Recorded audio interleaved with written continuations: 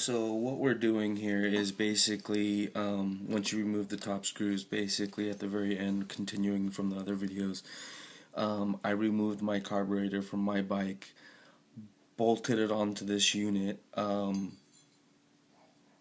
Keep in mind when you bolt it on, you definitely want to just kind of look at how this is and how the the carburetor bolts are set up, so that way when you're trying to tighten the nuts or whatnot, you're not in any type of blocking.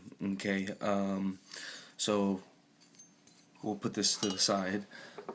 This original filter itself, what I did was I just put it vertically so that way you can see what I did to install it. I kind of just pushed at the top of this, meanwhile pulling the bottom, so it's kind of applying like a slanted pressure like this, and that way it kind of holds the bolts in place as well. And I flipped it over onto the table. Okay. Once that is completely flipped over, I basically put all these little shims back onto the bolts, so that way I didn't have to like try to line it up or anything again. Okay, once that's all together, this itself, like say you have the carburetor already bolted on off the bike, obviously, this would just basically fall back onto place like so, and once that's done, you would basically do the same thing, apply pressure from the top shim, not the base plate, and kind of pull on the bottom, and you should be able to flip this back over here.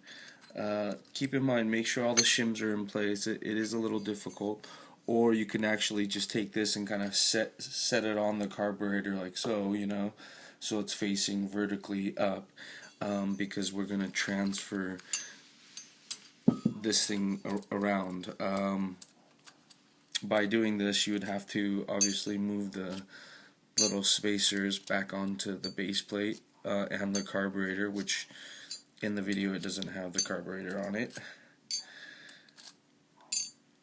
You would do the same way and flip it back over like so, and drop it right onto the carb and spacers. Once you have that done,